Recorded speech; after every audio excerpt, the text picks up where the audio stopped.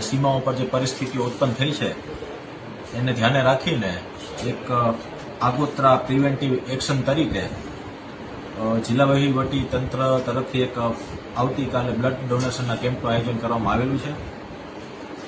આ blood donation camp જે વઢવાણ લોહાણા મહાજન સમાજની વાડી છે બાલા હનુમાન મંદિરની પાસે, ત્યાં આનું આયોજન કરવામાં આવનાર છે.